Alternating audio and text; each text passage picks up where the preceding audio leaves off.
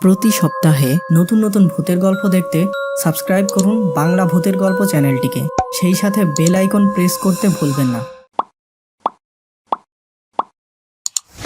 জ্ঞান ফিরতেই তিনি দেখলেন সেই মহিলাটি তার কিনা ইলিশ মাছ কাঁচা চিবিয়ে খাচ্ছে। আমার নাম ঈশান্ত রায়। প্রতি বছর বার্ষিক পরীক্ষা শেষে আমি আমার দিদার বাড়িতে বেড়াতে যেতাম। ওই বছরও তার ব্যতিক্রম হয়নি। পরীক্ষা শেষ হতেই একদিন আমি দিদার বাড়ির উদ্দেশ্যে রওনা হলাম। ওই দিন সন্ধ্যায় প্রচুর বৃষ্টি হচ্ছিল ও সেই সাথে মাঝে মাঝে আকাশে বিদ্যুৎ চমকাচ্ছিল। আমি ও দাদু বাড়ির বারান্দায় বসে চা পান করছিলাম। আর ওই সময় দাদুর মুখ থেকে শুনেছিলাম তার জীবনের সত্যিকার এক ভয়াবহ ভুতুড়ে অভিজ্ঞতার কথা। ওই দিন ছিল শনিবার। সকালে দাদু সংবাদ পেলেন এক বিশেষ কাজে তার শ্বশুর বাড়ি যাওয়া লাগবে। তিনি সিদ্ধান্ত নিলেন দুপুরের খাবার খেয়ে তিনি রওনা হবেন। ওই সময় গ্রামে যাতায়াত ব্যবস্থা ছিল ভীষণ খারাপ। বেশিরভাগ মানুষ পায়ে হেঁটে যাতায়াত করত। দাদুও পায়ে হেঁটে তার শ্বশুর বাড়ির উদ্দেশ্যে রওনা দিলেন। বেশ কিছুটা পথ পাড়ি দিয়ে তিনি পৌঁছে গেলেন গ্রামের বাজারে এবং সেখান থেকে তিনি 2টি ইলিশ মাছ কিনলেন তার শ্বশুর বাড়ির উদ্দেশ্যে। এবার আবার তিনি হাঁটা শুরু করলেন। কিছু সময় পর তিনি পৌঁছে গেলেন নদীর ঘাটে। অনেক সময় অপেক্ষা করার পর একটি ছোট নৌকায় করে দাদা নদী পাড়ি দেওয়া শুরু করলো। কিন্তু মাঝ নদীতে আসতেই হঠাৎ চারিপাশ ঘন কুয়াশায় ছেয়ে গেল। সামান্য দূরের কিছুই দেখা যাচ্ছিল না।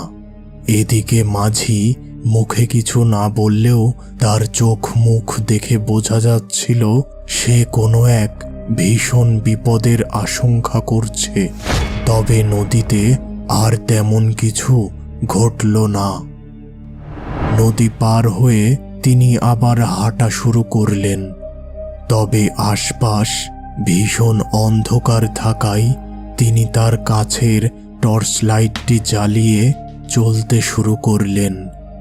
কিছুটা পথ পাড়ি দিতেই তিনি চলে আসলেন একটি বাঁশবাগানের মধ্যকার রাস্তায়। আর ওই সময় হঠাৎ তার টর্চের আলো বন্ধ হয়ে গেল। চারিপাশের ঘন অন্ধকার তাকে ঘিরে ধরল। এবার তিনি টর্চের আলো ছাড়াই হাঁটতে থাকলেন। পায়ের নিচে বাঁশের শুকনা পাতা মাড়িয়ে চলার শব্দ ও চারিপাশ থেকে ঝিঝি পোকার শব্দ ছাড়া আর কিছুই শোনা যাচ্ছিল না। কিছু সময় পর তার মনে হলো পিছনে কেউ যেন তাকে অনুসরণ করে আসছে। তিনি দ্রুত পিছনে তাকালেন, কিন্তু কাউকেই দেখতে পেলেন না। আবার হাঁটা শুরু করলেন, কিন্তু সেই আগের মতো মনে হলো তার পিছু পিছু কেউ তাকে অনুসরণ করছে। কিন্তু যেই তিনি পিছনে তাকান কাউকে দেখতে পান না। এমনটা বেশ কিছুবার তার সাথে হলো। এবার তিনি সামনে দেখলেন সাদা কাপড় পরিহিত এক মহিলা দাঁড়িয়ে আছে। মুখ বোঝা যাচ্ছে না। সেখানে সম্পূর্ণ অন্ধকার। দাদু সাহস করে সামনে এগিয়ে গেলেন, কিন্তু একই মহিলাটি মাটি থেকে শূন্যে ভেসে বাতাসে মিলিয়ে গেল। দাদু ভীষণ ভয় পেলেন। এবার তিনি দ্রুত তার কাছে থাকা সিগারেট জ্বালালেন এবং মনে কিছুটা সাহস পেলেন। এবার কিছুটা পথ পাড়ি দিতেই আবার সেই আগের সাদা কাপড় পরা মহিলাটিকে রাস্তার মাঝখানে দেখতে পেলেন। এবার তার মুখ বোঝা যাচ্ছে। অনেকগুলো কাটা দাগে ভর্তি বিভৎস এক মুখ, চোখ দিয়ে লাল তরল গড়িয়ে পড়ছে। এই দৃশ্য দেখে দাদু ভীষণ একটা চিৎকার দিয়ে সেখানেই অজ্ঞান হয়ে যান। জ্ঞান ফিরতেই তিনি দেখলেন সেই মহিলাটি তার কিনা ইলিশ মাছ কাঁচা চিবিয়ে খাচ্ছে এবং ওই দিক থেকে একটা গোঙানির শব্দ আসছে। এবার তিনি সেখান থেকে উঠে প্রাণপণে দৌড় শুরু করলেন। শ্বশুর বাড়ির উঠানে আসতেই সেখানে আবার অজ্ঞান হয়ে গেলেন। প্রায় 2 দিন তিনি অজ্ঞান অবস্থায় শয্যাশায়ী ছিলেন ও সেই সাথে ভীষণ জ্বর ছিল। পরে তিনি সুস্থ হয়ে সকলকে তার ওই রাতের ভোঁদড়ে ঘটনা জানান।